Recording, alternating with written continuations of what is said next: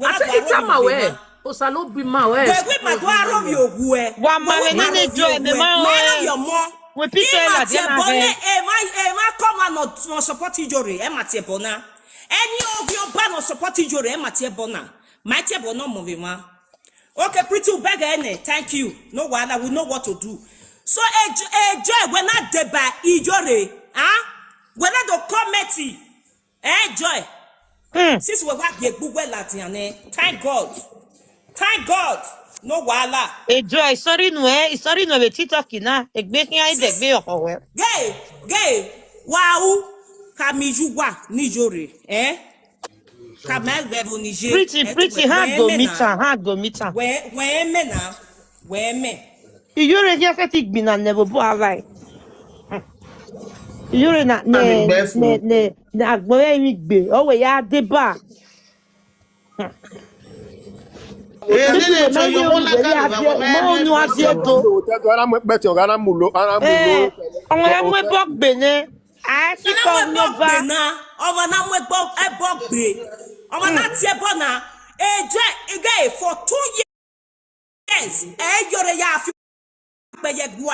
nobody no my beggar.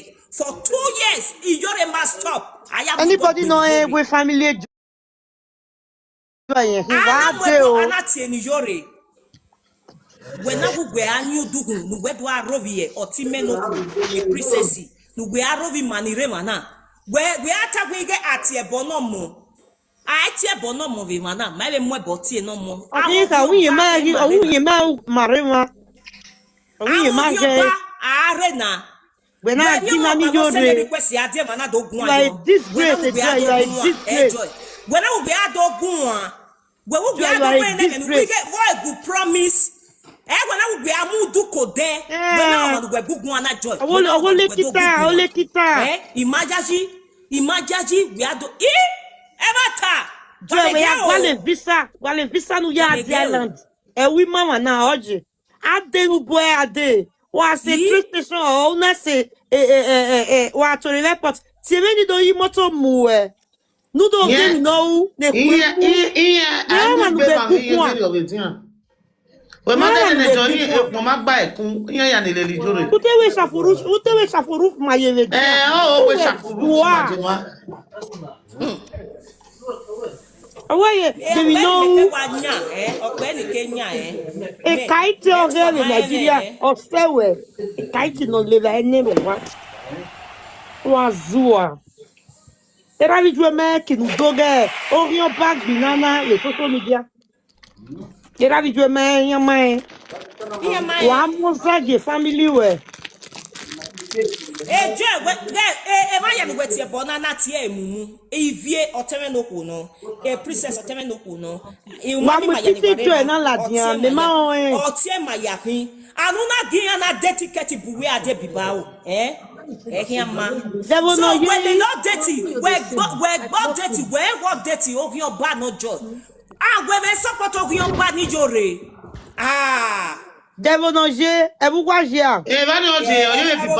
Mama, I see Iyore a joy here igbe. Days. After 21 days, a joy here igbe. Ana bie say, una ege rabi juwe bie we say, would egbe ade life now. Oh, you way am money no mama. Oh mana debe togo do ege rabi juwe. Who ege princess? On my way. I will work good promise. Nene joy. We are the day no abi we okan. Obi okan no. O ma ke dede, o ma ko vi okan, ye na ke dede do vi okan. Obi gwe no. Mo ma gba ikoye na go meme. A little dirty is a saga e o te wu. Where they guess a man or your bagay or dates and where support of your ba. Where more your bona munyahu. I don't want to ask me Iyore. You are when I do we man now when I do agbin Iyore. A code no the one wag be mommy P, mommy OG, mommy nenemi ever mommy J. No pale ni ara belo o kiye ni abo wo be kiye no bia no be kiye be no bia. Because no me you be mu bia ne joy ni meterio. we mother join we give boyfriend ona do amukpia na ebe there. Anyway, Toluwa. Abi Enya do amodo. Piano, ijore na mo agogwodo je. Ijore na mo piano joy. Ijore na mo piano. Oh, Iyore na mo pia. O ya mo Ijore pia na no mo wa. piano, agogwodo uje. E joy, ogwodo uje. Ijore na mo piano. Ogwodo ye. Ogwodo je yan bodo for gba stay. Ogwodo me ni hin, we mother we ni yan we ni fi aje. Oni egbo gwodo ni ma je be dian. Owa ma. Comfortable as wife. When I roll my year. Hey God. I want Iyore him piana. Any woman. Any woman or Iyore him piana. Unwe a depression warrior. Wa worry because when Ijore be je. Oh, mo piano we. On my name no me you what there. Although I have verse where that means you have a mental problem. You need to clear your brain. It's just do me for body work. You are Oh, you depressed. send a request. Oh, you send a request. I don't know you what do I have verse in me. That means depression warrior man. Wa me be me pass. Why am I go do a moderator? Why am I who mute Tiguan who make an attack area? Wa me pass. Who respect me? Who respect me, Joy? Who respect me?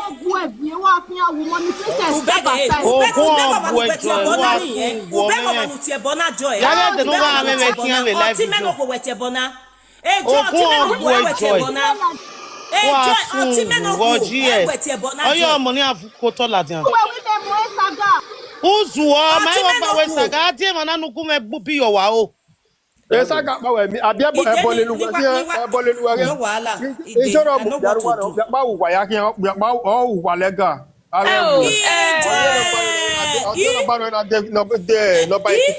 Enjoy we ma je shaforo fu ya win ave na. E ba no na ya better below. We ma ya we onzo We ami oye na go meme. Omeme ni omeme no re papillona. E me ba wa ti e be ga ni owi ere France e gwale na owo wa gwalo we ga ba wa le le ayo wa. Le ba wa mu we ne. Don't not tell me maya. Gwalo me we so we mu no ya sti. E ga no wa ti te ga ni be no mi ko danse. Ona wa kuliya ya ni robot of wa me platform oge. Awon papa no ti e be ga ni na we be mara ye. Awe no ko ni odo na we ni aka donate ni ene. Na si ai. E agba me kwa. We no da me ba. Oda fiyan gbiyan.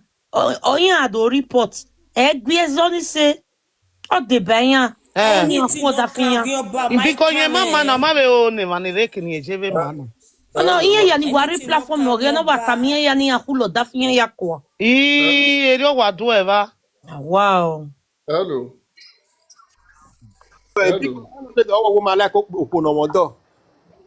Hello, Abota. Abota o. So, what's the dinner like? What beg is sister now? You know what about a gallant or something like that. Then, Abiku ya ni afasi ana certain understanding in madam papa. That yero wodo, you may be testing at your wodo. So yeah. I can imagine. Okay, just like Okonodo wodo, I mean, I call it single gay. So, even if I make a sense. So, yero wodo, Abiku ni afasi no wodo ni. All those who are name of themselves. Because Ijore mala wodo, Ijore sunda yon ba. My married there. My married there.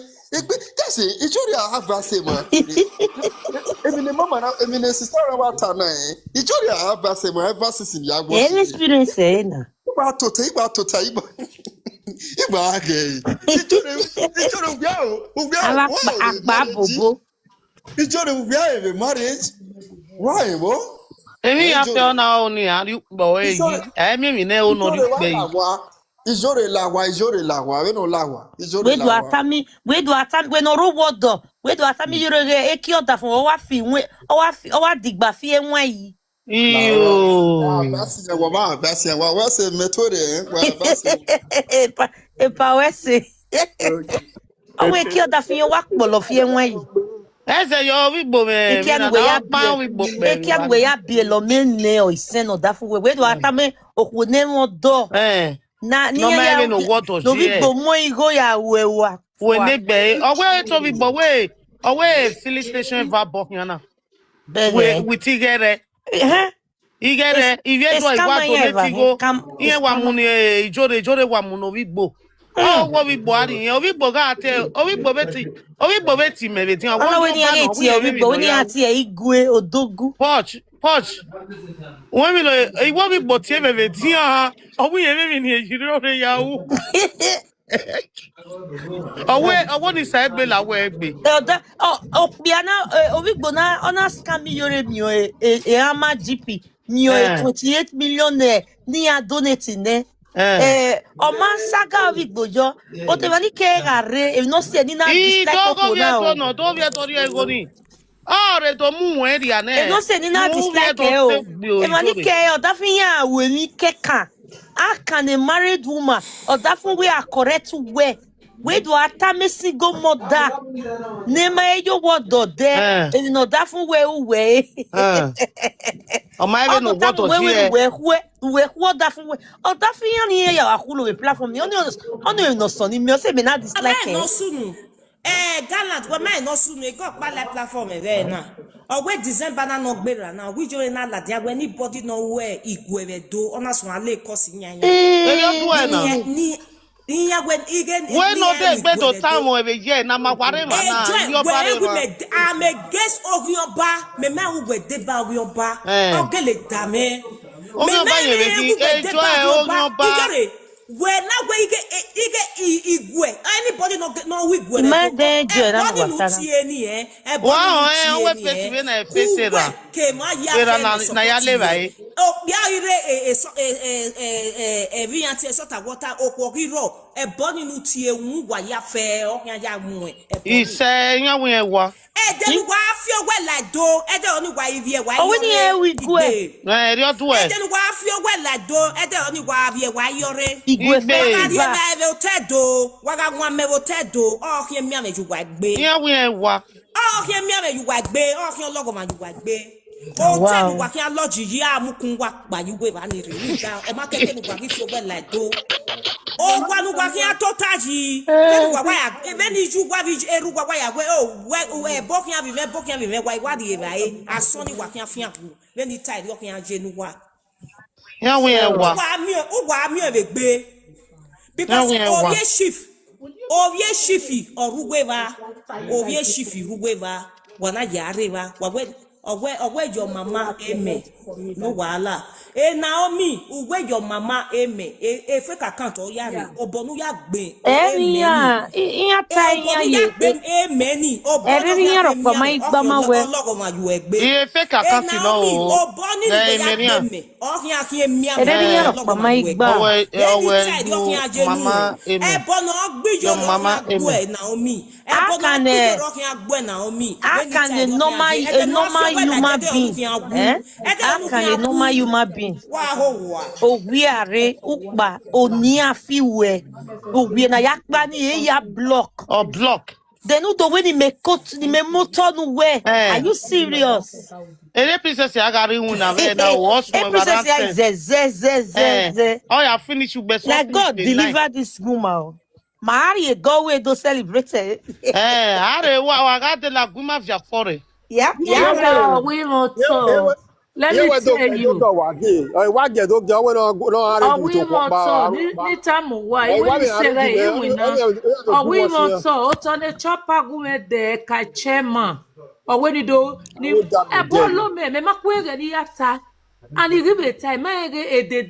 Edede momo iya yedede ya W46.5 Iyore do azua Iyore we justice for edede ba ane yo wa yo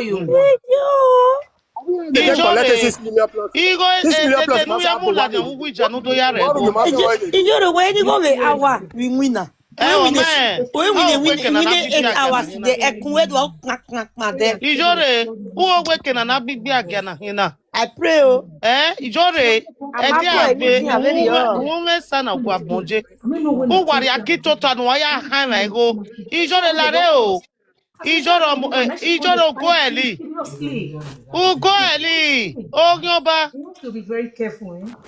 Ave, Emmanuel, walk no by me.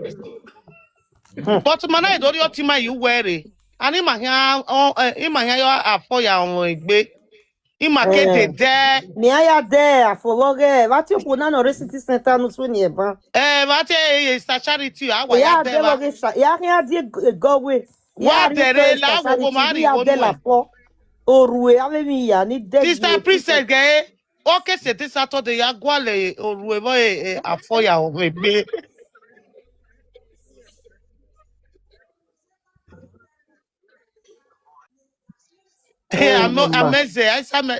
Ameze wa no. Area is the princess je wo doni eze wa legal. Me roba no kwa ni muke Nigeria.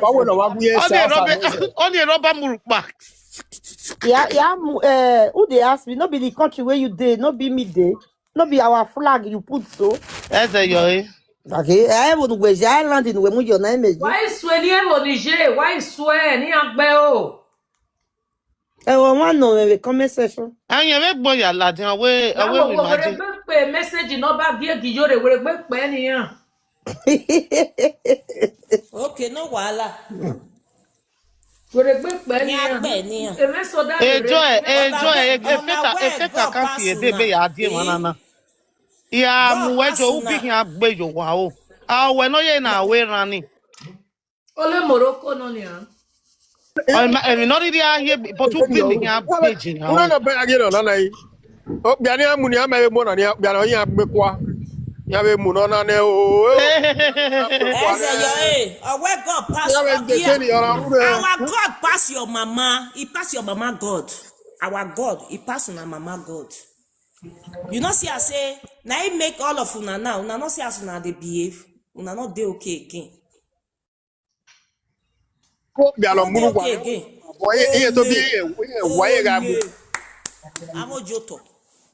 Amojoto wa gbe o me we ido ale enu wa zuo ni ado moto to ni amakwa eni adomu na otoni amakwa eni adomu eti guy o me business na o me business o me miya guy stock oje na o me business o me miya beto hijugwago kwa ma emie ba o okay dame okay mu ba wa bi no ba wa ga no ba ni abi na de se wa be gbe ga na ko ke gbe be ni aga no ba le ni we na make na unu no ba na ya ijo iri awe ero esogosogo we ni ogyo no re ewe ni ogbeni lo ba le ya na no. Wow, mission here Yoruba. No be small business o. Enjoy no ro yen ya wewe ye ba. Mo be no gun e. Women no way so we no zemi oge. Ana wa ge wa re platform money. Owo ye re. Dami o salo bo we ni do time mo mi Iyore. O women e princess no be oba. O we rudi we mo emumu Iyore. Ogwo mana ladian no do time agbon me yin na ya biyen ogwo ga bi e ba son ogwo su asu oko yo hun azin agbo oko yo hun ogwo ke no to taji egbe ga yan ye pada wo o is like TikTok come we wigi fua un na giege me ni kin o tama ona we yan gbe me wa But Iyore kalwe wigi na ba yen do time ma wo me o so proud am wigi yun ọwọ́ before mẹ́wàá méjì jọ Iyore no kí wọ́n bá ọwọ́ èèyàn àwọn wíìgì ju ọwọ́ ọ̀tọ́ nìyẹn. Ètò pẹlẹbẹ ọ̀tẹ̀wù. Nana èmi ewu ọ̀nà ìdọ́tà mi náà ó wọ́n ní àmú yẹn fèsì dèdè yìí Iyore orí ọba ẹ̀fọ́ ẹ̀dẹ ìyẹn wà gbọ́pọ̀ sẹ́yìn. Orí ọ̀zọ̀lù ẹ̀bẹ̀ tù. Ìyẹn wà gbọ́pọ̀ sẹ́yìn. Agbọ́pọ̀ wẹ àmì agbọ́pọ̀ jọ lọ́yẹ̀ kọ́. Àlẹ́ ìgbọ́nà tí èdè Mariana Iyore ó mọ́ná sẹ́rì ẹ̀bọ ní wàrí Mariale ọ̀lẹ̀lẹ̀ wẹ́ dé. Yeah, request a princess. Butter. Ola ye wa gwio. Ite oni no takba. Opo no la dukun ban. No ye mumu lovi ya nyon dukun. Owe o promise oto. Owe to promise oto. Te wa mu bizi amagi mu. Aka no ye eni ya yes. Aka no winari Osigele ebegioma. ye ebegioma. Iga wihi amwe mi menwe. Imagi mu no ebe fosi no a. Because ono na venu wa iya nyina ono ido yeve na cousin. Yes. So because omate we veno we ye munu wa ni. Ote keke nu wa we okay we bebe. But then na me we must abi ome mi nu wa ya ka you ma understand. Ome mi nu wa ka ya mu a no mana because ege no ya ata me we sister wa change anywhere na wa ari e mommy princess yo. Sister na gie muke womo na totori oya wa magi mi no yiga we bege ni since on emi no we ne she don't know what they do on emi no we yen nenia or wake up from a slumber again or wake up from the occasion wa eji because ono na or ye ma we keji wa eji because there's no where ti explain wagaze explain evidence here run wa o mate wi yan amu emi nu o wo nya mi meme o wo do eme iwigi u we by force you know what you must do you be wish even if you be wish na be person give you o ma penu we o ma mamo no penu we ni o ma be me wina wa gbere yin wo we iga kwe no ma tie bonu wa ba me dirty character guwa we salad ya nenia we moto ne we no ladian we to promise since ye gu mu ne du we me yakin ogu e nu mu ne nu ya nu jun we ya we say sister princess ye gi moto nu wa gulo You were saying only my son, I don't know what you were saying. do wa me be saple road wa me be go wa mu ne who was yote 20 nene just to settle everything. Mama o ijore ri emi no ma. Owumi amijore. Eniere o donate ne ma. Owu ye pay ma. Ye man web igo ni na ya help ni Even the woman Iyore the problem itself. Ave puppies in olele the problem. Eni ogwo ma je yan iwe ma de ro pero na mo ma. Iyore ene problem. Emani leli ye ki problem. Ijore problem no kwa wasi hian ko. EJ ti omoge aside. But emani leli gomo no different e mata no. Iyan pion ejo. Iwi emani leli problem ide no ni yen.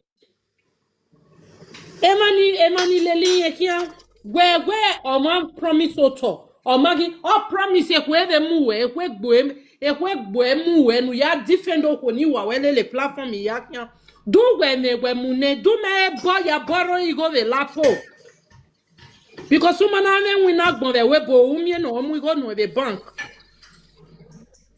do mo to nu de nu ri ravi joeji no because e me so jo gweri ya virginia ya so a seed ya pay tax where ya kiogu wan wa ya pay tax in Iyore simple as that oma winye yoge ya woge ye yogi ye ya weste and Iyore nya tebe ka we nene se na oma be okwo ni nye winya te we se na be na me wona idokie personal okwo ni oladian do avie nia gbokwo ni oladian do avie wana we amamoto nu gwa o gwa ka moto na gwa gbuba moto oto ni emuniya no gu no yari ukoro we no yari ukoro ye moto no ge no mayo for negbe ya de rubbish women ave mani depressed gay they we bokan wa deported gbo wanu wari o wa rubbish people Ladian do a defender Mama yo mani ale je wo ni ale 24 hours u ladian do a defender so yonri wa merere so wa ya fefe ni yegi control bemu guti okwo ni wa we nene mi atokpe Eva nuna lost essence when ya You are a nothing guy.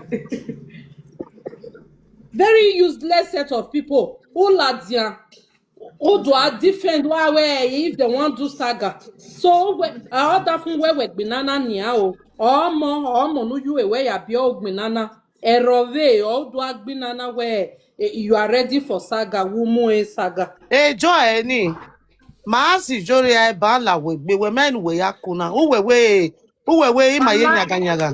We na de ma ni de wana.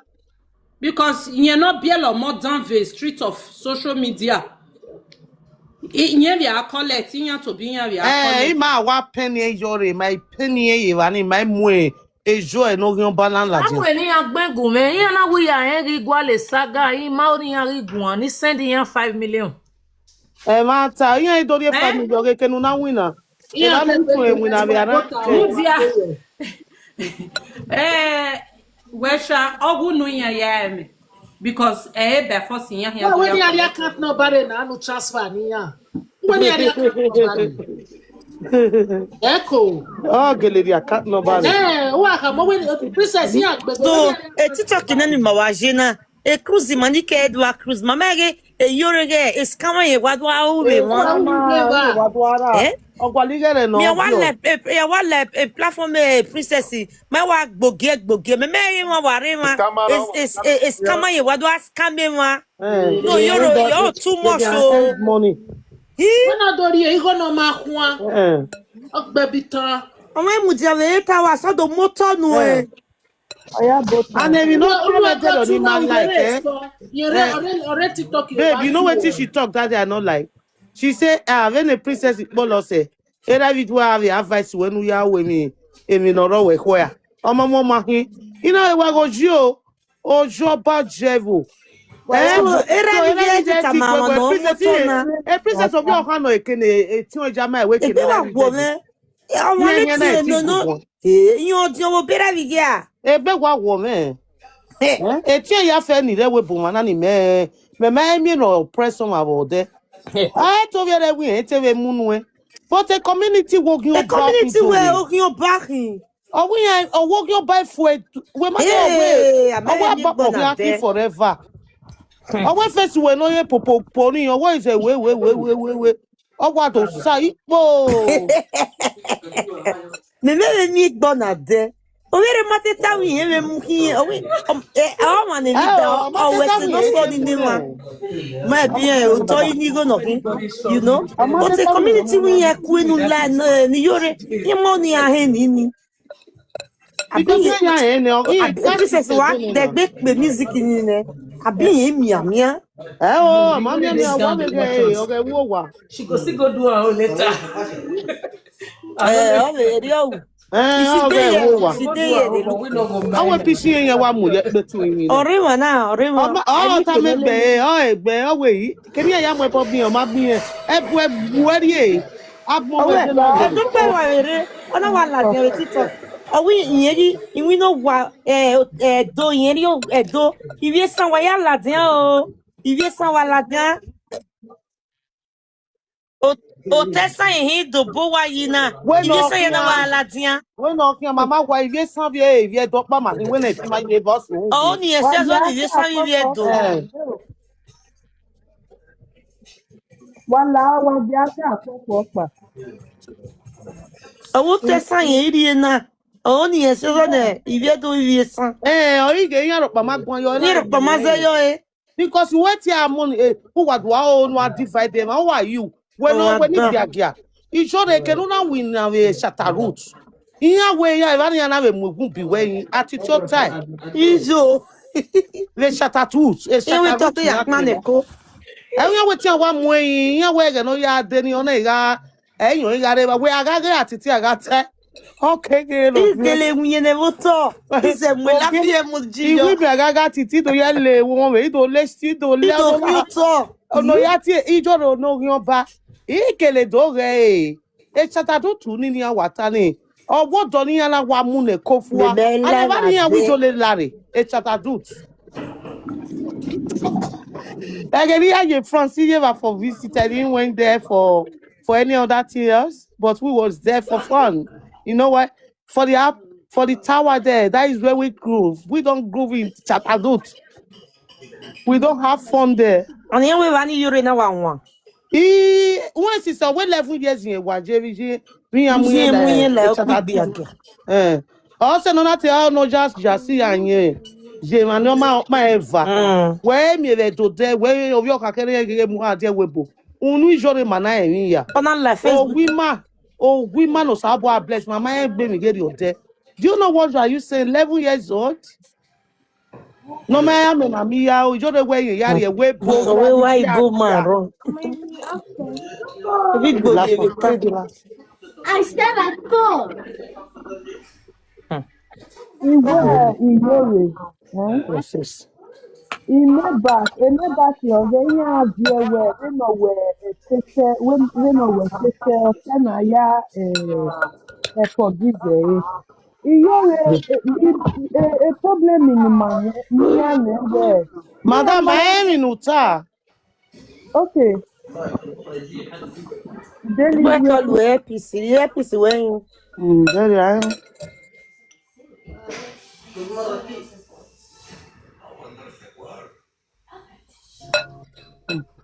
okay wa honest. clear nena. I want to.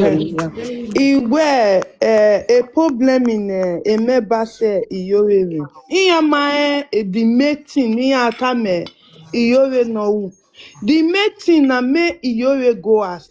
No dio wa no ya yunu we moto ata me no. E no li yoko wa le every corner. Ba we a donation ama wa Here A we are one donation year, ama you are wa recognizing here. We don't recognize Ugyomba. You have already cast when you need to Only go the where you problem belong. is now. Go to the air Only side. Don't be in Paris either. Just take yourself back to the air side. That is what we want it to be. Do you understand? And fucking Iyore? only the The problem is now. motherfucker? The main problem be say e make bass they no gree tell am the truth. Ní ata me eno ogwa very simple eno li yoko wale oda ogwala wali yoko wale ugbefen. Eno we donation nothing 10 years nothing 200 years. I marry recognize it. Oh, he go your body. Enyo emani ya we donation na any ma de orioba no de orioba iya de nene be o makan. So iye wa waste time yen. Until ya we mi na we no wu.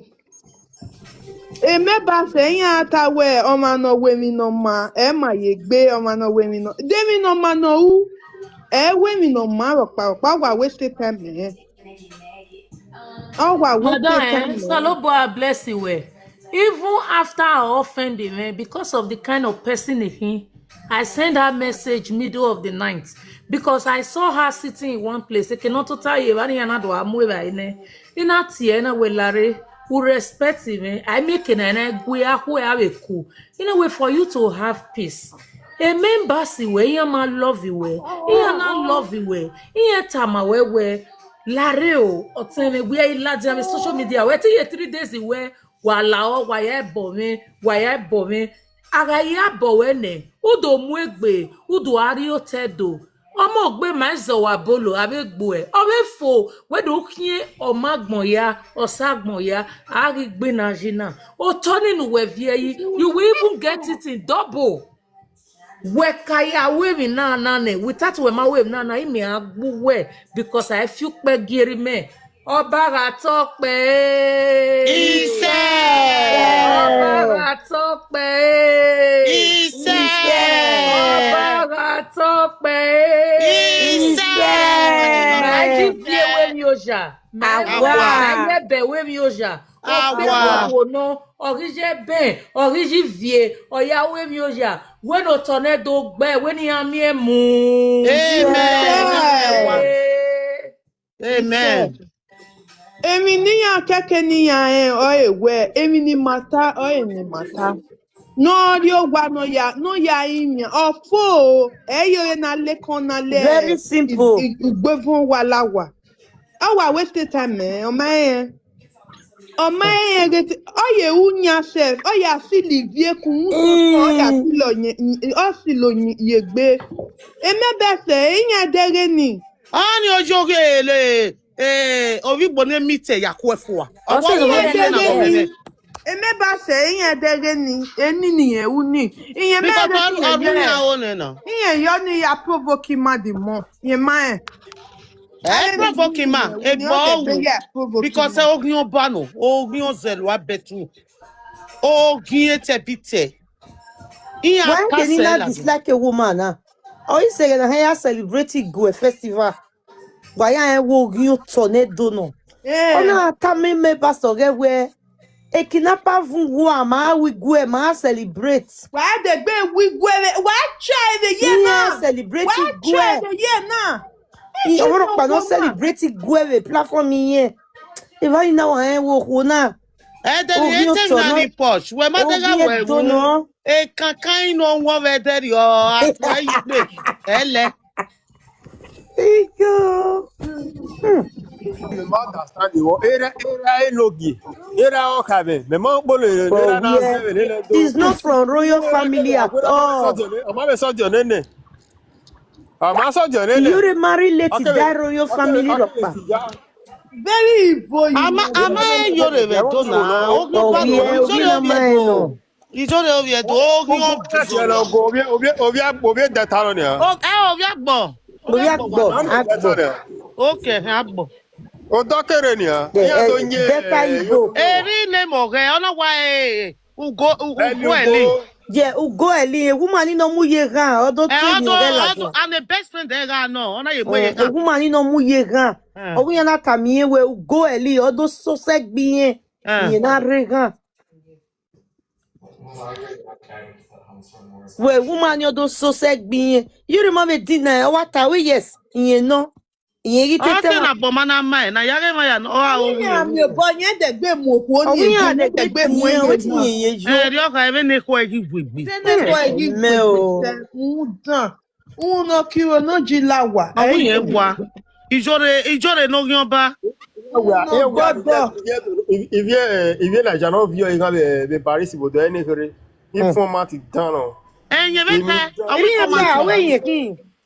Are we e here no work with the police Wetin you officers? work with our agbalegbe? Yes, that is what she said. We are when you dey gbe ye testify nyako ni no ye dey gbe bi another 9 years. Wetin ye tie? Omo mo ele. Me maybe the ya go as of I don't know how you guys Eman ni make. we platform eman ne magbana no. Okay. Abweva. Eman no dey depressed. Okay. Eman no need the treatment. Eman ni yana ya console gbiyan. Wa mu different piano oku okpa. How can a matured woman, a normal woman date a normal woman who date me 7 years? Hey, give me. When if for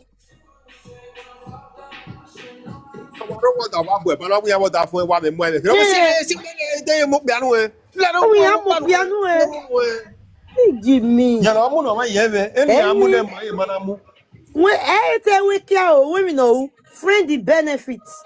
Avec bien là où va doit ou mouillard par là small boss na.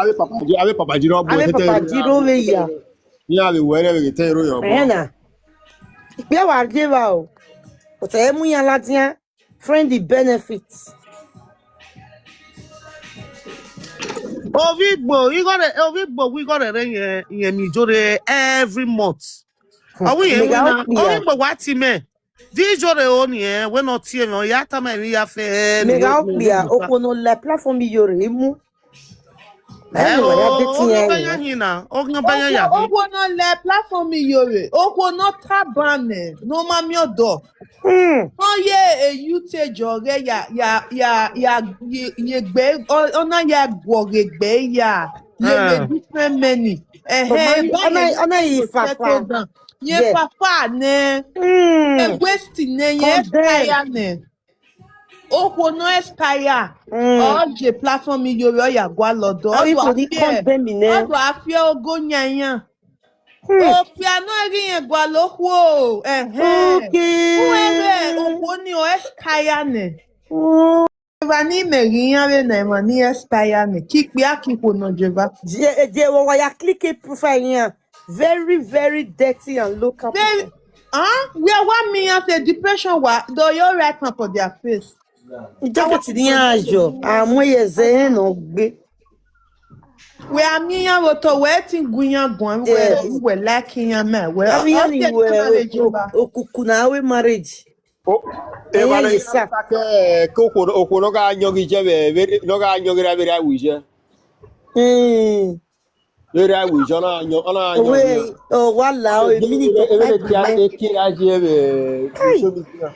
O Bere ma ya boni. awije. Abola o. Ama Ro ali boni. ma bi wa so we ge ni ya we gbe wo ya. Ijala da dala de boy at the age of 13 years. Always obodo ya na arụ ya na anya gwa bi ga bia bi se ni jana kiale le. No we are we. Iye. Ami se We sa furu ye furu. testimony a. Iya ye te me testimony we. Aye testimony ne na Wetin be be every la everyone? gba le gbiyan. We yan riyan ye ta. Waya bota. Agbiyan la wa ne running. Both yan Bota o. both. Mommy Ghana to. No ba vi viole le ya o no vi se ni le ya. E no ba ya mi na mo mi le na no ba ya fefe.